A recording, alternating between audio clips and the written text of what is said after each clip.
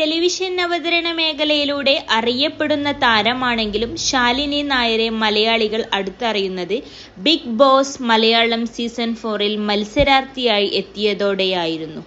സീസണിന്റെ തുടക്കത്തിൽ തന്നെ പുറത്താണെങ്കിലും പ്രേക്ഷകരുടെ ഇഷ്ടം പിടിച്ചുപറ്റാൻ അതിനോടകം തന്നെ താരത്തിന് സാധിച്ചു.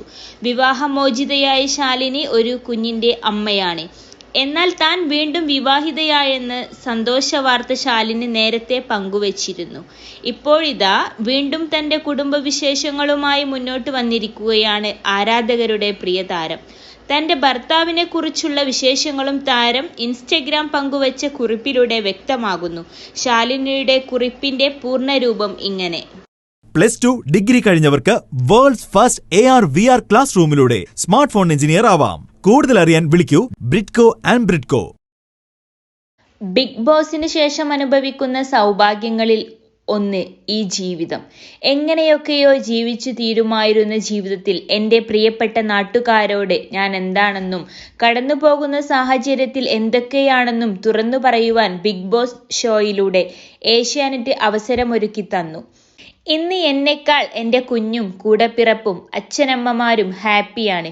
കൂട്ടിയും കുറച്ചും മാറ്റുരച്ചും ബന്ധത്തിന് വിലയിടാതെ അനിയന്റെ ഇഷ്ടത്തിനൊപ്പം നിന്ന ഏട്ടനും ഏട്ടത്തിയമ്മയും നാലു ചുറ്റും കേൾക്കാൻ ഇടയുള്ളതൊന്നിനും ചെവി കൊടുക്കാതെ മകളായി മകന്റെ ഭാര്യയെ സ്വീകരിക്കാൻ മുന്നോട്ട് വന്ന അമ്മയും കൂടപ്പിറപ്പുകളുമാണ് ഈ ഫ്രെയിമിലുള്ളത്. വിവാഹ വിശേഷങ്ങൾ ചോദിക്കുന്നതിൽ കൂടുതൽ കേട്ടത് ഭർത്താവിന്റെ ആദ്യ വിവാഹമാണോ, വീട്ടുകാർ അംഗീകരിക്കുമോ എന്നതായിരുന്നു. സ്വാഭാവികമായും പ്രതീക്ഷിക്കാവുന്ന ചോദ്യങ്ങളിൽ ഒന്നു മാത്രം. ഞാൻ അതിനെ കണ്ടത്. ശരിയാണ്, ഒരു കുഞ്ഞുള്ള വിവാഹമോചിതയായ പെൺകുട്ടിയെ വിവാഹം കഴിക്കാൻ വിവാഹിതയല്ലാത്ത ഒരാൾക്ക് മുന്നോട്ട് വരുമോ? ഇനി വന്നാൽ തന്നെയും കുടുംബം അംഗീകരിക്കുമോ എന്ന് തുടങ്ങിയ സംശയങ്ങൾ സാധാരണ സമൂഹത്തിൽ പലർക്കും ഉണ്ടാവുന്നതാണ്.